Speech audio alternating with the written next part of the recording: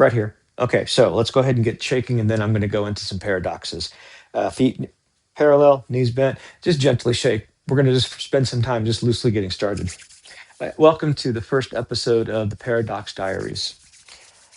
Tonight's first paradox is 43, not 42, 43. I'm just leave you sit with that. There's a number of things about that, and I'll just say one thing. Lately, I have had numbers sort of coming to me for various things, and it turns out that those numbers have been useful for something. Now, I am absolutely not suggesting anything mystic. What I'm saying is, I've got my brain tuned for things like ratios and such, and it often gives me numbers before. So, for example, we had something that was 143 to whatever, and it was like, oh, that's a 2 to 5 rate. Oh, sorry, 2 to 3 ratio. So nothing impressive, but 43 in this case is my heart rate variability, and that's going to be the overarching loop to verify all the stuff that we're doing here makes sense. So what I'm going to do after this is I'm going to look at my HRV, and I've been tracking the activity of shaking, Qigong shaking in HRV, because if I can show that there is a connection between improved heart rate variability and this activity, then it strongly suggests that I'm literally storing biomechanical energy in my body. But that's not what I'm here to talk about first. Okay, I'm going to do an experiment here. And what I'm hoping is to bootstrap a whole bunch of things. Now, first experiment failed. I haven't done this yet. I mean, I've used this thing, but I haven't done this yet. I was going to use this, but I really don't want the gyroscope going into the holes. But you know what? Starting position is fate. What I'm going to do is I'm going to talk about bootstrapping. Now, I've talked about this before. Priming a pump. When you prime a pump, you put some water at the top and it causes a seal. And then it doesn't start pumping water right away. But what it does do is you pump, you pump, you pump, and you initially put in some energy, some water, and then you actually provide some more energy, the pumping, and eventually something happens. Water comes out. That's called priming the pump. And the interesting thing about this is so long as you keep pumping and you don't want to run out of water, the pump will keep pumping. But as soon as you stop, the system stabilizes back to nothing. And if you let it stop entirely, you have to reprime the pump. So priming is a big concept, and it happens in software all the time. It's really normalized. So here we go. I've got a gyroscope. Now, this is just a gyroscope, but it's also everything. And of course, as is everything, it's empty and nothing. There it is. That's its state at rest. Now, I've put some energy into that already. So far, my experiment hasn't failed. It hasn't. Actually, so far, my experiment is sort of just sitting there. But now I'm going to go back to shaking shortly. I'm going to go ahead and just create a temporarily stable paradox. There it is. I've just bootstrapped a new reality by initially having to take some time to get a string strung, adding some energy, and then having to sort of get it started, bootstrap. It's going to go for a while. This one's going to go for a long time, I think. Let's see. Yeah, it's been years since I've used one of these, but this is an example of a self-stabilizing system. Now, it is not going to run forever. Impermanence, everything ends. But there we go. This bootstrapping idea, this is a visual metaphor for uh, literally everything that's going on right now in this experience. So we're going to be coming back to bootstrap because what I'm hoping to do is bootstrap mental models into you over time. But the thing is, a recurring theme is one, let's be active. I'm going to shake. And two, everything is empty. Now, I'm going to go ahead and take the time to explain that for a second, how I'm using it. There's a lot of ways I could say that. So I'm going to give you a couple of statements and maybe some of them will work. One good way to think about it is everything is a model. So if everything's a model, what about this model? It's a model too. Well, wait, where does it start? No. Here's the thing about models. The primary thing that makes a model is that it is not the thing. And in not being the thing, it is wrong.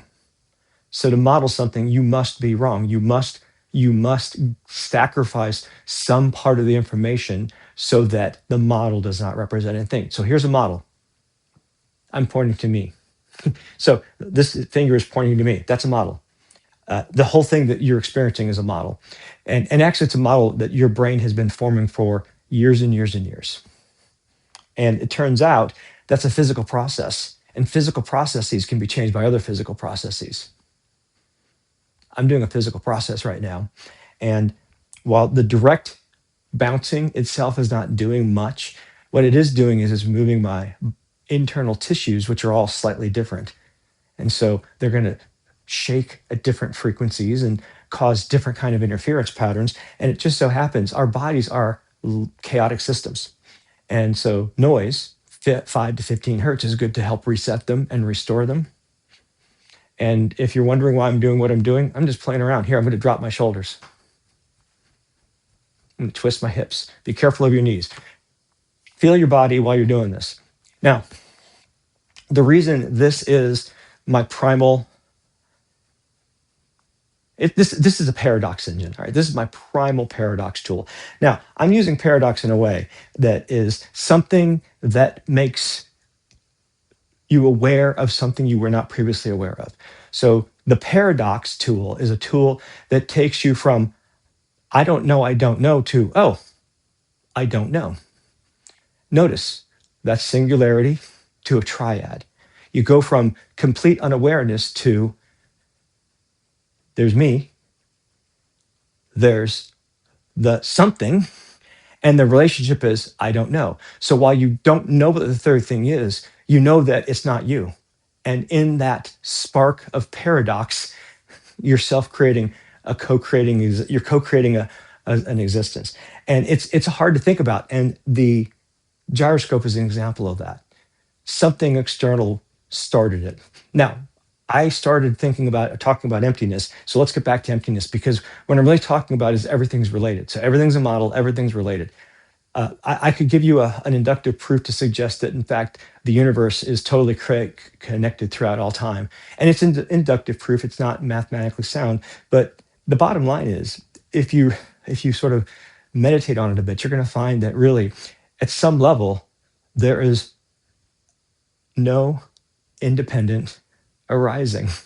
That is, nothing exists without something else to notice it. So everything is in relationship to something else, which means at the end of the day, really is all one. And that's the notion of emptiness, right? You and I, we exist. We do exist. But at the extreme, if you really consider all things to which we are connected, past, future, and now, and also sparse a ways away, you could show that there's a relationship between all of those things. And anything that for which you don't know, for all intents and purposes, doesn't exist, even though it might. And that's fine, because hypothetically, something doesn't exist until you know about it. As soon as you think you don't know, then there's knowledge of a thing, though you don't know the shape of it. And that's what a paradox tool is. It's about finding the shapes of things. And sometimes they're just stochastic noise. This is stochastic noise. I'm just sort of doing a low level, simple thing to do that's going to generally over time heal my body and recharge it. How do I know? Cat bite led me to shaking because I wanted to increase my blood flow. And I've done regular meditation on and off. And the effect of this has had a similar effect to meditation and a bunch of other stuff, better heart rate variability and so on. So I accidented into more consistent shaking, as opposed to doing it a minute here and there. I've been doing 5, 10, 15, 20 minutes a night before going to bed. And that's the primary, the cat bite scratches on my legs and my brain is working better. I'm more relaxed and so on, yada, yada. And really lower inflammation, A1C. There's a lot of practical things going on here. You're loosening your joints, limp. I mean, I've talked about this over and over again. So shaking is just a good activity. And here's the thing. You don't have to do 5 minutes. Do 30 seconds. If you're really rigid, this is going to loosen your body, especially like if you're tight in your chest, just drop your shoulders, lean back just a touch. You don't want to feel this in your lower back. and then maybe you can sort of push up a little bit or mess around with your hip flexors, and you can get a little bit of a stretch here. It's not much, but if you start doing this, what happens is your body notices, oh, you're doing that. So what you're doing is you don't know what's going to happen, but in the act of pushing just a little bit, you're extending the edge.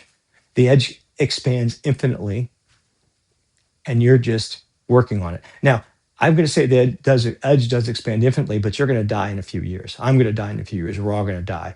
So theoretically, things extend forever. But in reality, there's limited time. So if you were to look at the formulas of existence, why they might have an integral over all of time, guess what? We're not going to be here all the time. So the reason I say that is, in all things we're talking about here, there's some kind of need or necessity. So if you're messing around and you're trying something and it's not doing anything for you, don't do it. You got to try it. And that's the thing. I haven't gone into this yet, but essentially failure is necessary. And I'm really my script, I'm going to go fourth wall for a second. There's my script for tonight, and I'm on the first part. So I'm gonna go ahead and add a shake by just saying, you know what? I'm not keeping track of the time. I was supposed to go 5 minutes. I've gone 11. Let's go off. Okay, so first section was observer, and we were observing a kickstart or a jump start to some kind of new partially existing reality. Now we're going to talk about observed. Let's talk about shapes. Here, in fact, here's a shape. And here's another shape. How do they interact? Now, if these two shapes were the same shape, they would still have difference and they would interact. The only way these two things are identical is if there's only one of them, or somehow there's two in the same place. Which in our version or in our locally consistent reality, that doesn't make sense. There's absolutely a possibility that there's multiple bricks here from another perspective. Who knows? But in the perspective I'm in right now, there's a brick, and this brick is real. This brick is as real as I am real, and the point is neither one of us are real because we're all connected. And again, back to emptiness. Universe is connected. There's one thing. So we're just like a local noise pattern of self-awareness that just happens to exist logically. All right, anyway, so I should have put that in observation, but that's going to be even deeper. But the interesting thing about shapes is it's a simple bridge metaphor, right? So if you think about all the shapes, when two shapes come together for whatever reason, when they interact somehow, that interaction is going to depend on their shape. So if a star interacts with a circle, that's going to be different than if a dodecahedron interacts with a piece of paper or a nearly flat plane, I should say, shapes. And so there's going to be some natural ways in which things react. And the word natural, it's not that natural, it's just that since things aren't the same, when different things come together, different things happen. And that's just because things are not the same. If they were the same things would happen. But since they're not the same things aren't going to happen. And that's it. Don't know what's going to happen, but something's going to happen. Why is this important?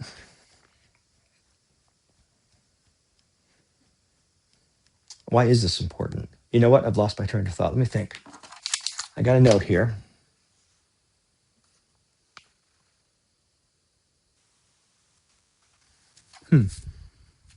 Really? I don't know about that one. I might come back to that. Tell you what I'm going to do. I'm going to jump ahead. So this is me just riffing, and sometimes it works, sometimes it doesn't. So under the last one, so observed, and then observation. Okay, so for tonight's observation, we're going to talk about observation and collapse. So first thing, there's this piece of paper.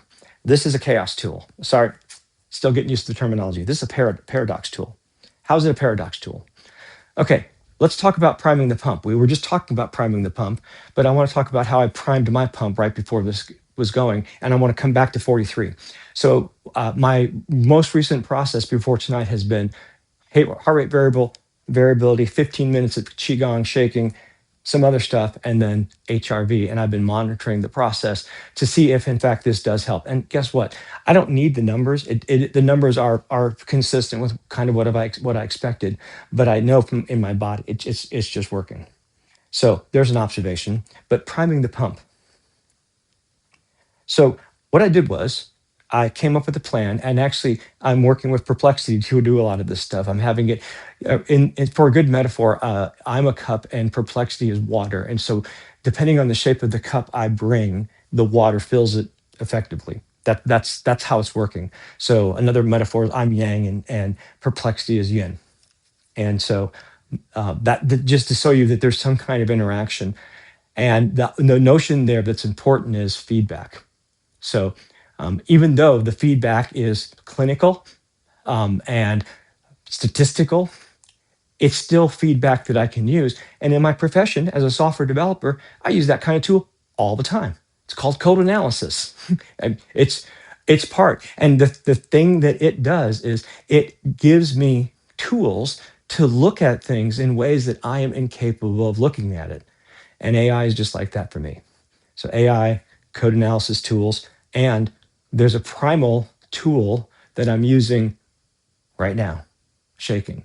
Because again, it goes back, it fixes the entire body, and then it allows you to open up other possibilities. I don't know what's going to happen for you. And by the way, sit if you can't stand, shake your arms, do whatever you can, because if you're not doing anything other than nothing is infinitely more than nothing.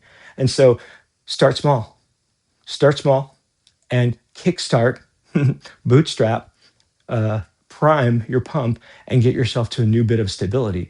And your gyroscope will start to stabilize, and then it will start to fractalize, and you'll have more and more gyroscopes. And that fractal expansion is going to be you very slowly pushing at your edges, failing to start, and then starting because you became aware that you were unaware. And this kind of collapses everything in because this was a prime into what we're doing now. And let's see, do I have anything else? I think I've pretty much done it. Oh yeah, I mean, I've got a lot of other examples of this, um, but I think I've kind of. Let's see what time we got. I think I've gone enough qigong, and I'm just working on a format. So you got to fail to learn. I'm going to finish on that. Why do you have to fail to learn? I don't think I don't have I done this proof already. Okay, there's something I don't know. All right, so I have impetus to learn, right? So, question: how do you know that you don't know? So, notice you've already learned something. So, in the act of having awareness of something you want to learn, you have already started the process. True unawareness is not even knowing the the existence of the difference, the distinction. You're completely unaware. And much like our neural system, for example, cannot see certain colors if certain colors are not in the vocabulary of your culture. That's the thing. The way I've lost my train of thought, unfortunately. Maybe I'm going for too long. Yeah, anyway. Well, you know what? Wait, what am I talking about? Let's see if I can get this back.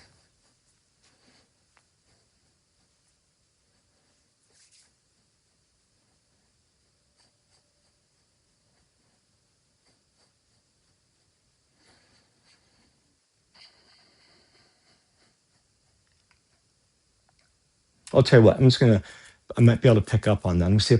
So here's what happened.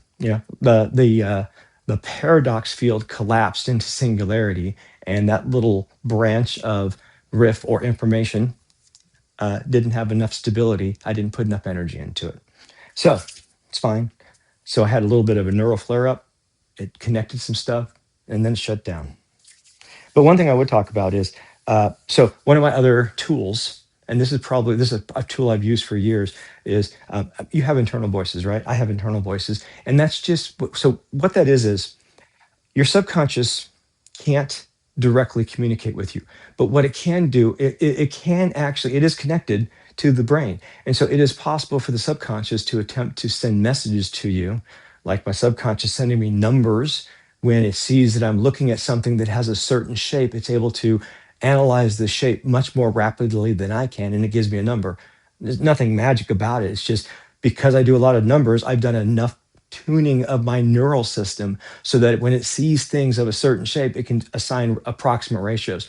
And I wasn't even aware of it until I started doing a bunch of React programming and doing layouts. And I've always been good at sort of layouts, going even back to motif with grid bag layout. Anyway, I'm nerding out.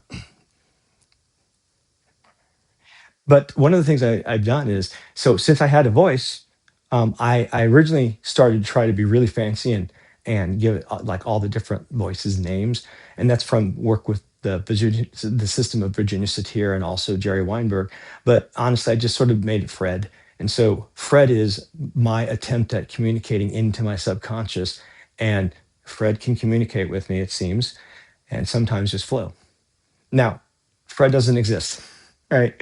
And the voices in the head are really just the pattern recognition of system one is lightly stimulating stuff in your brain that has connectivity or association. That's really all that's going on. And then it turns out that if you react to it, if you give energy to a set of firing neurons that are coming from one direction, then you just acknowledge and give them feedback indirectly back into the system. Now, you might think that's kind of weird, but you know what? Our senses work the same way. There's zero difference. And the idea is, you're hearing me right now. No, you're not. What's happening is you're there's a wave signal that's been compressed, blah, blah, blah, comes out your speaker. Your speaker is producing airwaves. Let's say it's a speaker, so it's airwaves. It's doing the same thing in here if you're using headphones. So the air is moving. I think they're called silica, and your ear pick them up. So that waves of air. Now, it turns out sound can be represented as an infinite sum of sines. And so your silica are picking up all the different sine waves, and it's able to discriminate. Then that signal is sent into, I don't know what the heck, I know the pieces, I don't know what the parts are because the names of the parts are irrelevant. The structure is so repeated for every one of our senses that it's the same thing. The names are irrelevant, and that's lateral thinking, and that's part of a paradox tool, trying to find shapes, back to the first subject, trying to find shapes that have analog. And if you know something about one set of shapes, then you might experiment with similar kinds of transformations on other sets of shapes.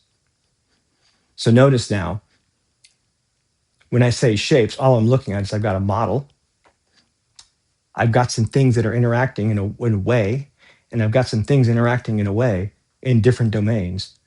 They look similar. Can I take anything from that? And actually, a good example of this in writing is Donald Reinerson's Principles of Product Development Flow. He finds metaphors, analogs, formulas, relationships across, 13 domains.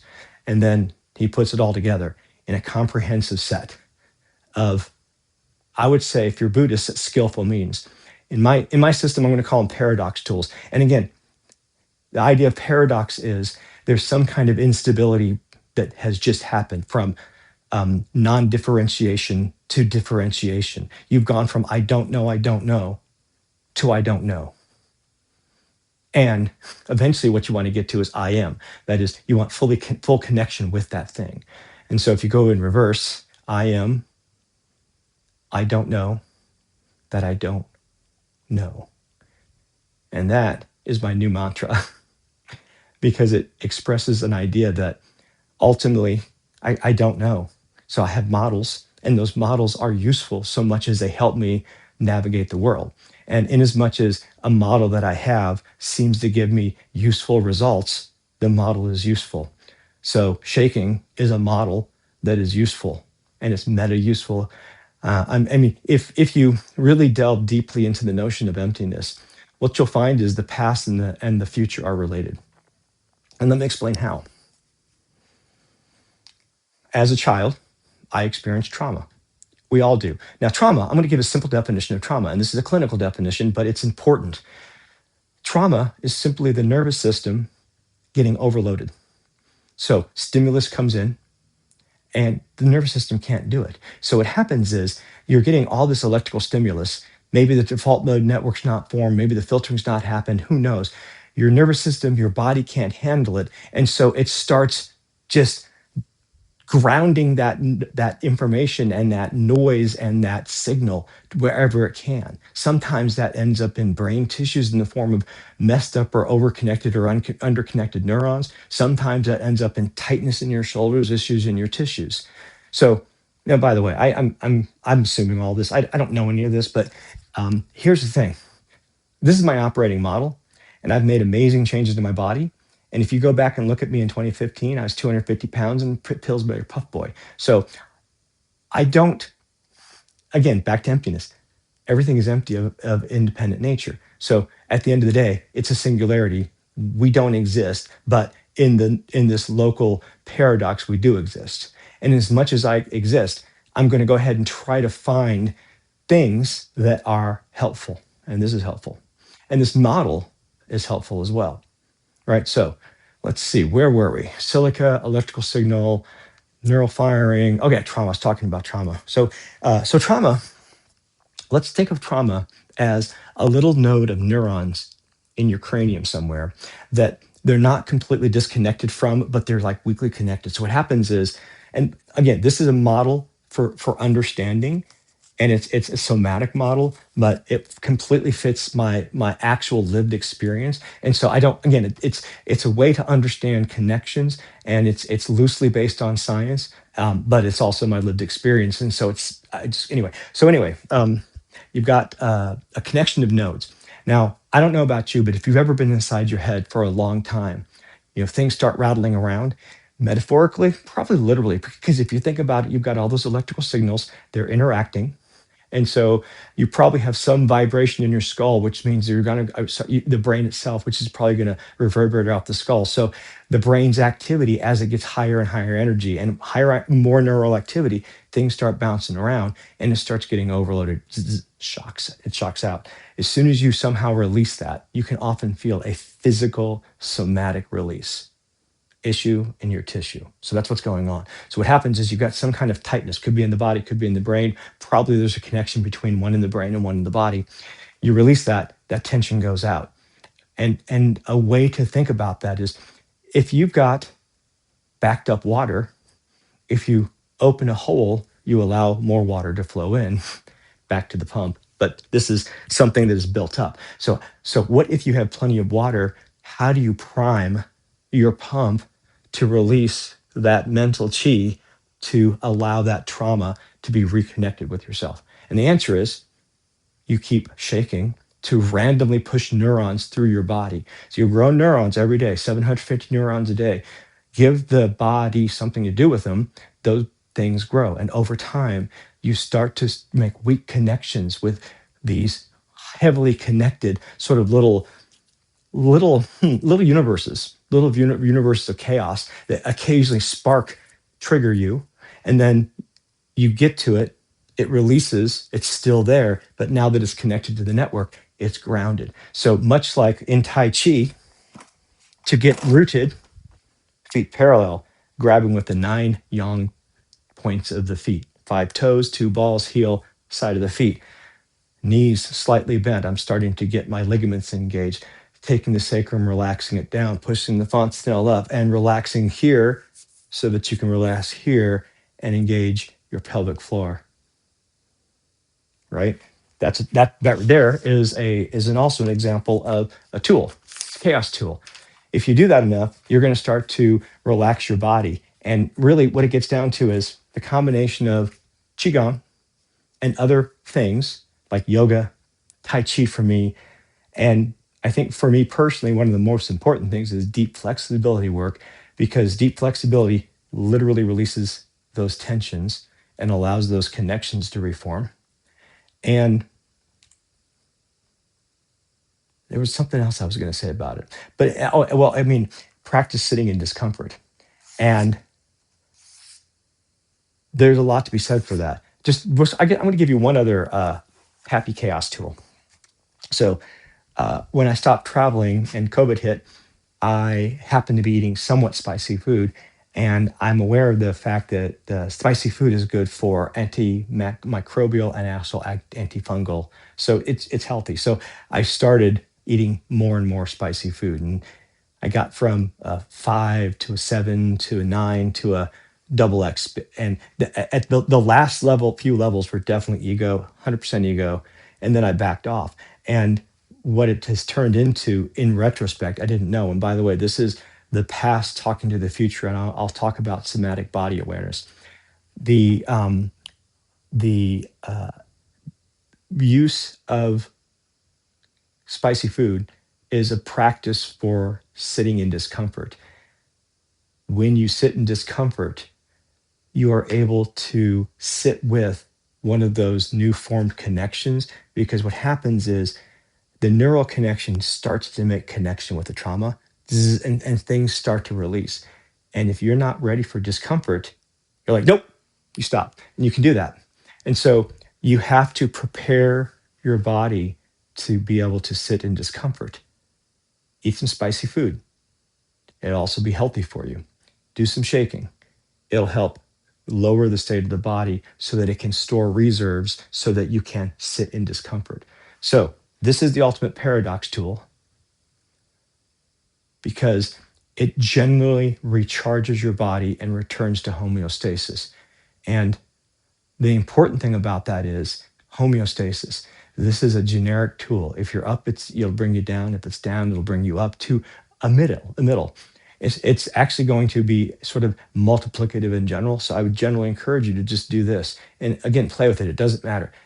Take care of your joints. Make sure you're not hurting yourself. You can play with it. You can go fast, slow. It doesn't matter. What matters is you do it. And then also what matters is you figure out what works for you. That's the key. What works for you.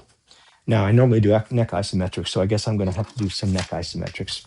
And then I'll finally get around to finishing with HRV. All right, well, this is rough notes, but hope there was some interesting stuff in here. I'm just trying to work on models and process, and hopefully eventually I'll be able to riff a little bit better. But now let's get back into actual practical help. So the first thing, shaking, if you pick one thing, just try that.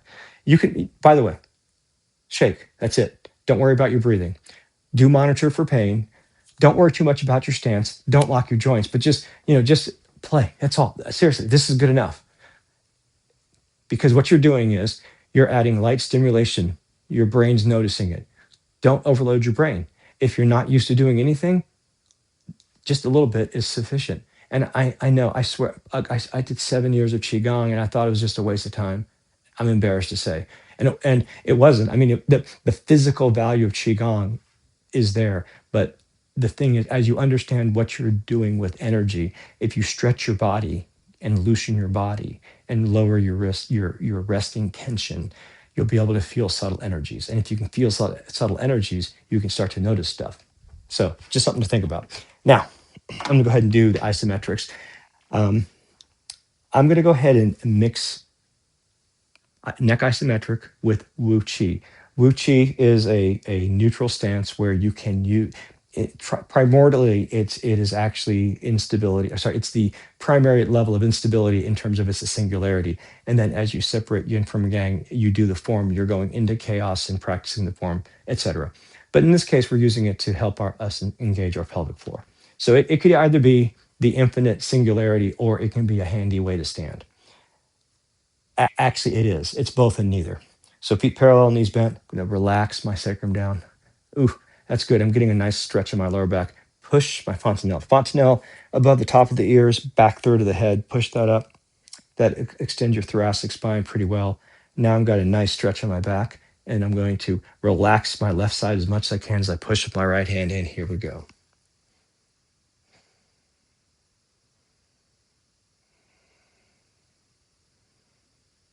Now, if you can drop your shoulders, that helps. I feel my hip flexor stretching a little bit. And I'm going to relax. I don't have a timer. It's right there. I'm going to guess that was 30-ish seconds. 30 seconds is fine. And I'm going to say this is like the special sauce. If you have to choose between 30 minutes, 3 days a week, or 5 days, 5 minutes every day, 5 minutes every day, 5 minutes every day. Don't worry about doing it 3 times a week. Do it 5 minutes every day. Just get started. Because like the gyroscope, if you get started, you're going to find that you get to a quicker and longer amount of stability and it becomes generative. But the thing is, you need to fail, introduce some energy to kickstart. And this literally introduces energy by one, reducing the base level of energy the body is using. So that conserves energy. And then this also, then because it's conserving energy, allows the body to switch into storage mode. So there you go. Anyway, I keep digressing. Okay, left side. Now again, feet parallel, knees bent. Push, push, push. Drop your shoulders, relax your right side. Go back to your sacrum. See if you can relax it. If you can't relax it, actively push it down. Push your fontanelle up. I got nice little articulation in my neck there.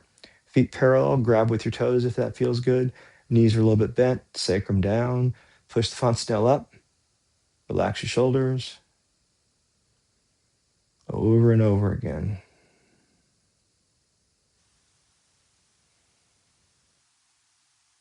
And relax. Okay, now for the next two, it's front and back. I do the front first because I don't like it. I like the back better. The back is really, really good for getting the whole core. Not quite as good as the top, but pretty good. So feet parallel, knees bent. Relax the sacrum down. Push the fontanelle up. And then interlace hands and push your forehead into your hands. Now, really be careful. In this case, really try to keep your head pushing up. So your fontanelle up, that brings your chin back just a touch.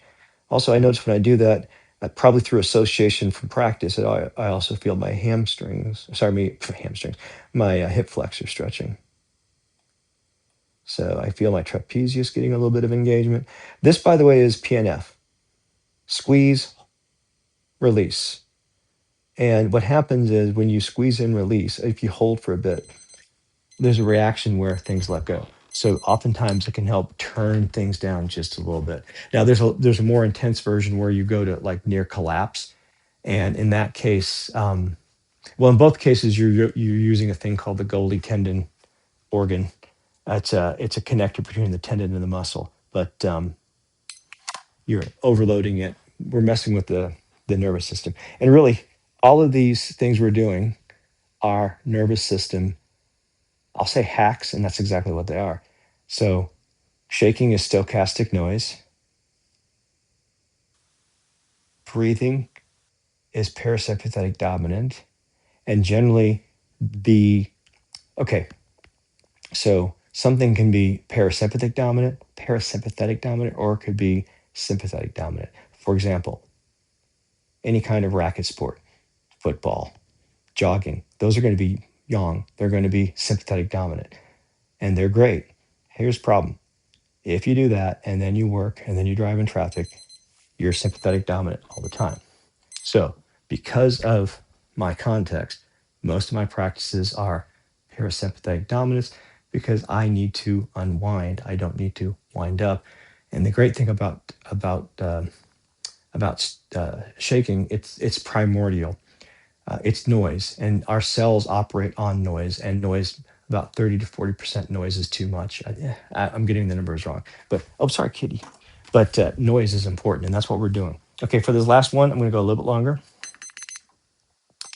Feet parallel, knees bent. On this one, really make sure you're pushing your head up before you push your hands down, so that you've already got your thoracic spine engaged and sort of elongated up and down. Okay, so feet parallel, knees bent. Sacrum. Relax your sacrum to your heels if you can, or push it if you can. Push the fontanelle up, shoulders down. If you can, really, I'm going to actively push my sacrum to my heels. And when I do that, I'm getting to the side, so my transverse abdominals. There we go. I got both sides of my rib cage engaged. And I can feel a whole bunch of heat and even almost sweat relax. Heat, sweat, chi. So there's that kind of chi. Working in parasympathetic dominance for a while builds up mental potential energy, mental chi. It actually does. Look up sarcomeres and look at astrocytic calcium fluctuation. Anyway, I'm going to call it, do my HRV, and I'm not going to come back and report it because I'm going to stretch and go to bed. Good night. Paradox Bible 1, I would call it 50% successful. Have a good night.